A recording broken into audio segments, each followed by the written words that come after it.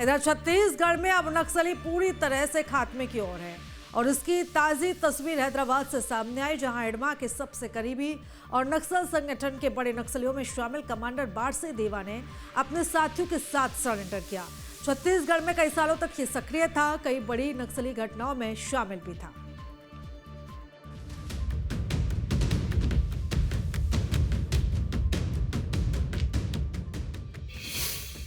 नक्सली मोर्चे पर फिर मिली बड़ी कामयाबी।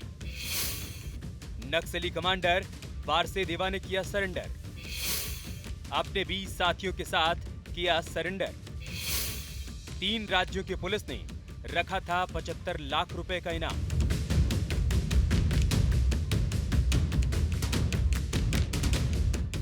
छत्तीसगढ़ में नक्सल मोर्चे पर जवानों को एक के बाद एक सफलता मिल रही है।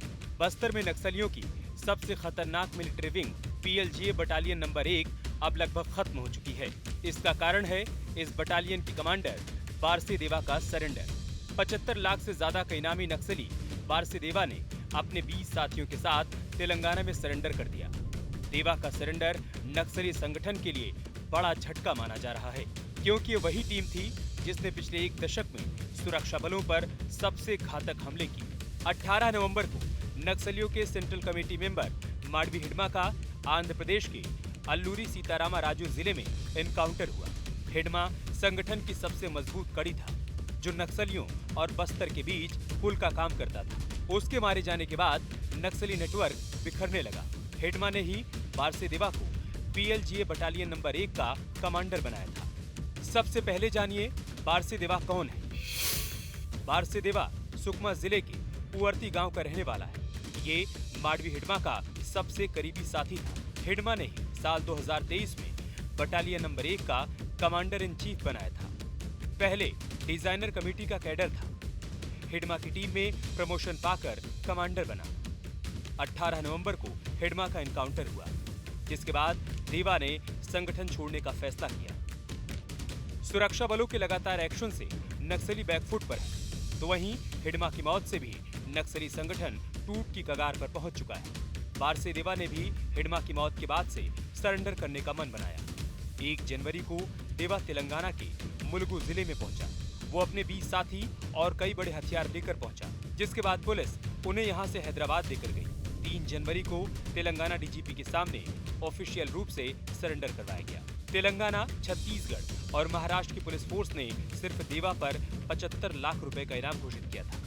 देवा ने कमान संभालने के बाद नक्सली संगठन को मजबूती देने की कोशिश की, लेकिन सुरक्षा बलों के लगातार एक्शन और दबाव ने उसे सरेंडर करने पर मजबूर कर दिया। बारसे देवा घातक हथियारों का देसी एक्सपर्ट है। उड़िया, तेलुगु, मराठी और हिंदी भाषा की अच्छी जानकारी है। बारसे देवा तकनीकी और मीडिया स्किल्स में भी एक्सपर्ट है।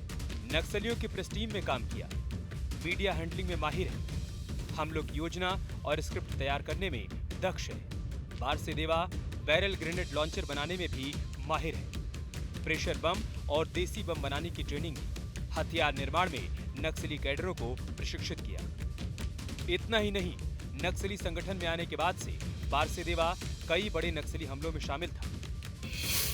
25 मई 2013 झीरम घाटी हमला, कांग्रेस नेताओं पर हमला।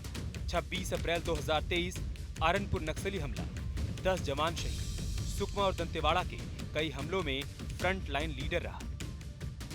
नक्सल संगठन में बस्तर के अलग अलग इलाकों में कुछ ही आर्मी कैडर के नक्सली बचे हैं, जो टुकड़ों में यहाँ वहाँ छिपे हुए हैं। नक्सलियों का महाराष्ट्र, मध्य प्रदेश, छत्तीसगढ़ जोन पूरी तरह से खत्म हो गया है। उत्तर बस्तर और माड डिवीजन से भी नक्सलियों का लगभग सफाया हो गया। हिडमा की मौत और देवा के सरेंडर के बाद हिंसक नक्सली गतिविधियों को आगे बढ़ाने के लिए कोई और नहीं है। सरेंडर के बाद देवा ने अपने मूल गांव छत्तीसगढ़ जाकर अपने परिवार से मिलने की इच्छा जताई। इसके साथ ही उसने अन्य नक्सलियों से भी सरेंडर करने की अपील की है। वहीं सुरक्षा बलों के लगातार एक्शन से नक्सली अब पूरी तरह से बैकफुट पर है। Team news state. आपके मोबाइल पर तुरंत आएगी ब्रेकिंग न्यूज। स्क्रीन पर सबसे पहले दिखेगी बड़ी खबर। देश दुनिया की हर खबर एक जगह। अब आपके मोबाइल पर तुरंत फटाफट इंस्टॉल कीजिए न्यूज नेशन ऐप और रखिए खुद को अपडेट।